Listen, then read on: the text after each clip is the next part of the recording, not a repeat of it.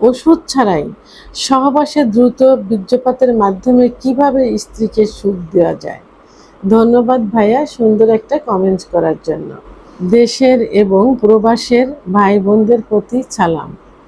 আসসালামু আলাইকুম। আমি প্রভাষক ডাক্তার রিক্তা পারভিন, হোমিওপ্যাথি এবং আয়ুর্বেদিক চিকিৎসক।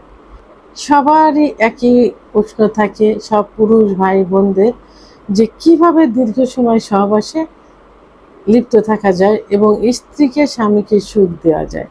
ঠিক এমনই একটা প্রশ্ন আজকে কোনো এক শুভাকাঙ্ক্ষী আমাকে প্রশ্ন করেছেন, ম্যাডাম, ওষুধ ছাড়াই সহবাসে দ্রুত বীর্যপাতের মাধ্যমে কিভাবে স্ত্রীকে সুখ দেওয়া যায়। ধন্যবাদ ভাইয়া সুন্দর একটা কমেন্টস করার জন্য। তাহলে এখানে বোঝা যাচ্ছে যে স্বামী কিন্তু, অনেকে বলে যে স্বামী সহবাসের সময় কিছু চায় না, কিভাবে তার সুখটা হলেই হলো, সহবাস করে চলে যায়। কিন্তু না, দেখেন সব স্বামীরাই কিন্তু চায় যে স্বামী স্ত্রী দুজন একসঙ্গে সুখ অনুভব করুক সহবাসের সময়, এবং একই সঙ্গে বীর্যপাত হোক। বীর্যপাত হওয়ার মাধ্যমে দুজন সুখ অনুভব করুক, এটা সব পার্টনারাই কিন্তু চেয়ে থাকে। কারণ একতরফা কখনো সুখ আসে না। যখন আপনার পার্টনারের সুখ হবে তখন কিন্তু আপনার ভিতরে আলাদা একটা ফিলিংস আসবে। তা আমি এখন সে বিষয় নিয়ে আলোচনা করব। তো দীর্ঘ সময় সহবাসে লিপ্ত থাকার জন্য অনেকে কি করে, বাজার থেকে মানে লুকিয়ে ফার্মেসি থেকে একটা ওয়ান টাইম ট্যাবলেট কিনে নিয়ে আসে, যে এটা খেয়ে দীর্ঘ সময় স্ত্রীর সঙ্গে সহবাসে লিপ্ত থাকবো এবং স্ত্রীকে সুখ দেব, নিজেও সুখ নেব। কিন্তু অন টাইম কি করে, অন টাইম আপনার কিডনি ফেট করবে, জোরপূর্বক আপনাকে কিন্তু সহবাসের ইচ্ছা বাড়িয়ে দিচ্ছে, সময়টা বাড়িয়ে দিচ্ছে, বীর্যপাত আটকিয়ে রাখছে। তাহলে অন টাইম আপনার কিডনি নষ্ট করবে, একটা সময় অন টাইমে কাজ হবে না, একটা সময় কোনো চিকিৎসাতেও কাজ হবে না। সেহেতু অন টাইম ব্যবহার করা যাবে না। এর পরিবর্তে কিছু পদ্ধতি আছে, কিছু নিয়ম আছে। এই নিয়মগুলো ফলো করলেই কিন্তু সহবাসে দীর্ঘ সময় লিপ্ত থাকা যাবে এবং স্ত্রীকে সুখ দেওয়া যাবে।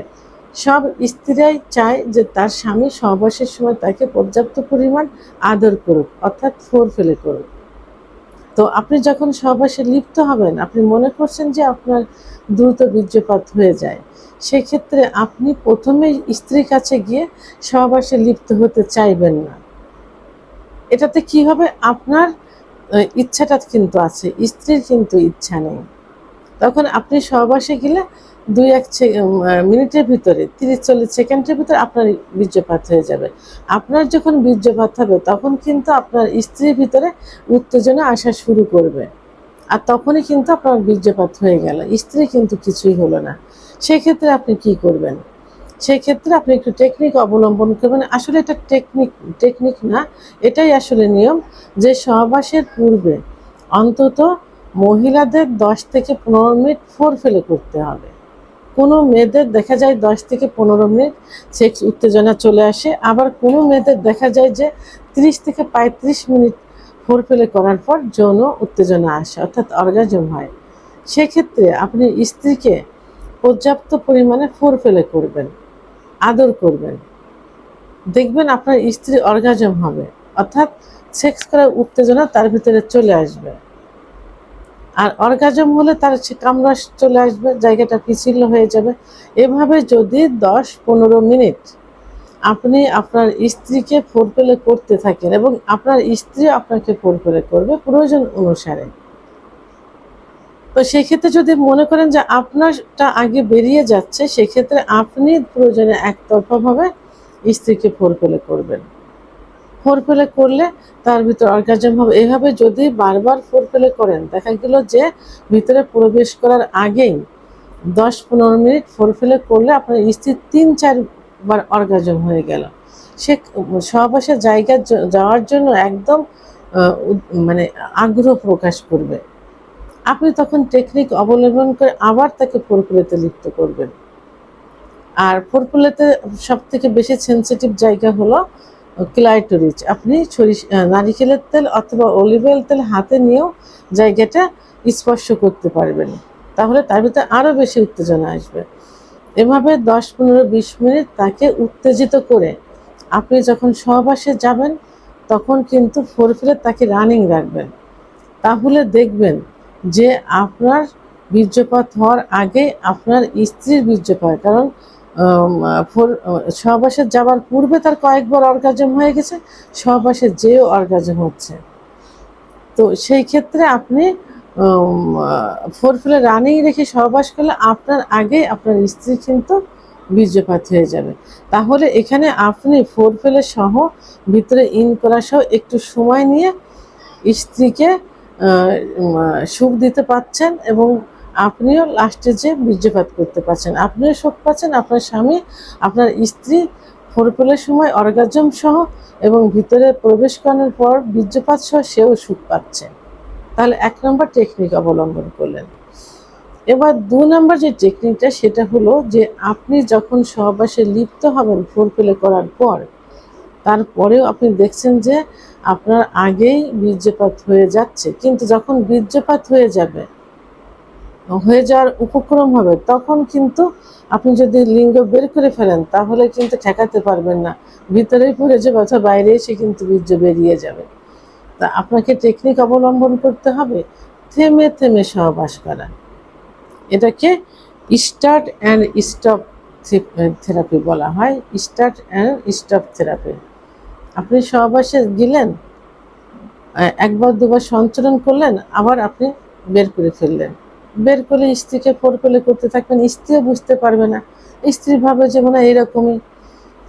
স্ত্রীকে ফোরফিলে করলেন, একটু স্টপ থাকলেন, আবার ইন করলেন, আবার একবার সঞ্চালন করলেন, মনে হবে যে হয়তো বেরোতে পারে, ঠিক সেই মুহূর্তে আবার আপনি বের করে ফেলবেন স্ত্রীকে। আবার তখন একটু ঠোঁটে চুম্বন দিলেন, কপালে দিলেন, স্ত্রীর মাথার ভিতর চুলে হাত দিলেন, গলায় স্পর্শ করলেন, এভাবে একবার ইন করলেন, বের করে ফেললেন।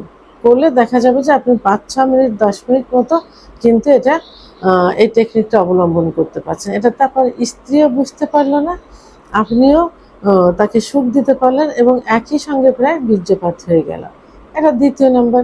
3য় নম্বর হলো আপনি দেখছেন যে সহবাস অর্গাজম করলে, সহবাসে গেলে আপনার দ্রুত বীর্যপাত হয়ে যাবে। তখন আপনি কি করবেন? তখন আপনি জেনে রাখবেন যে আপনার স্ত্রীর যে যোনিপথ, এই যোনিপথটা কিন্তু রাউন্ড থাকে, এইভাবে রাউন্ড মানে ঘুরানো থাকে। নিচে কি থাকে? নিচেই থাকে রেকটাম, মলদ্বার, দুপাশে রান থাকে, দুপাশে রান, আর উপরে প্রসাবের যে জায়গা থাকে তার নিচে উপরে এইখানে জি স্পট একটা জায়গা আছে, জি স্পট জায়গা। এই জায়গাটায় লাগাতার ঘর্ষণ দিলে স্ত্রী কিন্তু বীর্যপাত হয়। অনেক স্বামী যে স্ত্রীর বীর্যপাত হয় এটাই বুঝতে পারে না। আর স্ত্রীর বীর্যপাত কিন্তু প্রসাবের মতো হয়, পানির মতো বের হয়। তো আপনি যখন সহবাসে যাবেন একটু টেকনিক অবলম্বন করে আপনার লিঙ্গটা নিচের দিকে অনেকে নিচের দিকে ধাবিত করে কিন্তু সহবাস করে, ধাবিত না করে এই এই পুরুষাঙ্গটা উপরের দিকে ধাবিত করবেন। কারণ এই উপরের দিকে এখানেই যদি বেটে মেয়ে হয় তাহলে 1.5 থেকে 2 ইঞ্চি ভিতরে থাকে জি স্পট জায়গা, আর যদি লম্বা মেয়ে হয় তো 2 থেকে 2.5 ইঞ্চি ভিতরে জি স্পট জায়গা থাকে। তো আপনি যখন উপরের দিকে ঘর্ষণ দিচ্ছেন তখন কিন্তু আপনার লিঙ্গটা তার জি স্পট জায়গায় ঘর্ষণ লাগবে। তখন কি হবে? আপনার স্ত্রীর দ্রুত বীর্যপাত হয়ে যাবে। ঠিক আছে, এটা টেকনিক অবলম্বন করে। এবং এই টেকনিকটা আপনি কি করতে পারেন, আপনি প্রথমে নিজে সহবাস করলেন, যদি একটু দীর্ঘ সময় চান নিজে সহবাস করলেন, আবার স্ত্রীকে শুয়ে স্ত্রীকে দিয়ে সহবাস করলেন। কারণ যখন মেয়েরা উপরে উঠে সহবাস করে তখন তাদের ঘর্ষণটা কিন্তু জি স্পট জায়গায় লাগে, কারণ লিঙ্গ তখন কিন্তু নিচের দিকে ধাবিত হয় না, তখন লিঙ্গ কিন্তু উপরের দিকে ধাবিত হয়। তাহলে কি হলো, আপনার স্ত্রীকে উপরে দিয়ে আপনি সহবাস করতে পারেন, আবার আপনি নিচে থেকে স্ত্রীকে নিচে রেখে যদি সহবাস করেন তাহলে লিঙ্গটা উপরের দিকে ধাবিত করবেন, তাহলে কিন্তু আপনার স্ত্রী সুখ অনুভব করলো। 4 নম্বর যেটা আছে সেটা হলো স্কুইজ টেকনিক অর্থাৎ থেরাপি। স্কুইজ থেরাপি সেটা কি? যখন আপনি দেখছেন যে আপনার বীর্যপাত হয়ে যাওয়ার উপক্রম, তখন আপনি সঙ্গে সঙ্গে কি করবেন? আপনার লিঙ্গটাকে বের করে ফেলবেন। বের করে ফেললে আপনার স্ত্রীকে আগে থেকে আপনি এই টেকনিকটা অবলম্বন করাবেন, আপনার স্ত্রী সঙ্গে সঙ্গে আপনার পুরুষাঙ্গের যে ফোর স্কিন যে জায়গাটা থেকে, অর্থাৎ যেখানে মুসলমানের দেওয়া হয়, মুসলিমদের, তার উপরে ঠিক এইভাবে এইভাবে চেপে ধরবে, দুইটা আঙুল দিয়ে, উপরে দুইটা আঙুল, নিচে একটা আঙুল দিয়ে এইভাবে চেপে ধরবে। তখন কি হবে, তার যে বীর্যটা উপরে উঠে যাবে। তাহলে ওই সময়ের জন্য বীর্যপাতটা বন্ধ হলো। এরপরে আবার সহবাস করলেন, আবার যদি সেরকম হয় তাহলে আবার বের করলেন, আবার আপনার স্ত্রী এইভাবে চেপে দিল হাত দিয়ে, তখন আবার বীর্যটা উপরে উঠে গেল। এইভাবে কয়েকবার 5-6 মিনিট, যাদের একেবারেই সমস্যা বেশি, যাদের সমস্যা নেই, তারাও যদি আরেকটু সুখ পেতে চান তারাও এই টেকনিক অবলম্বন করতে পারেন। তো এটা হলো স্কুইজ টেকনিক, অর্থাৎ থেরাপি। তো এইভাবেই এই থেরাপিটা আপনি কয়েকবার করতে পারেন, এভাবে আপনি 7-8 মিনিট সময় পেয়ে যাবেন। আর এই যে যে টেকনিকগুলো, এই টেকনিকগুলো কিন্তু হুবহু দেশের বাইরে, বিশেষ করে এশিয়া মহাদেশে কিন্তু এগুলো কিন্তু অবলম্বন করে থাকে। তো তাহলে সহবাসের দীর্ঘ সময় লিপ্ত থেকে স্ত্রীকে সুখ দেওয়ার যে 4টি টেকনিক আমি বললাম, এইগুলো আপনারা ফলো করতে পারেন। এবং বিভিন্ন ইউটিউব চ্যানেল আপনারা সার্চ দিয়েও দেখতে পারেন যে এই টেকনিকগুলো পাশ্চাত্য অনেক দেশেই কিন্তু অবলম্বন করে থাকে। এই জন্য অন টাইম ওষুধের কোনো প্রয়োজন নেই। যদি যৌন অক্ষমতা হয়ে থাকে তাহলে অবশ্যই সরাসরি আপনারা চিকিৎসা নেবেন। আর চিকিৎসা নেওয়ার আগে যে সমস্যাটা হয়ে থাকে সেটা মোকাবেলা করার জন্য, ফেস করার জন্য আপনারা অন টাইম ওষুধের পরিবর্তে এই 4টা টেকনিক অবলম্বন করতে পারেন। ভিডিওটি সম্পর্কে যদি কোনো মতামত থেকে থাকে অবশ্যই কমেন্টের মাধ্যমে জানাবেন। আর ভিডিওটি ভালো লাগলে লাইক, কমেন্ট, সাবস্ক্রাইব করে আমার সঙ্গে থাকুন। আল্লাহ হাফেজ।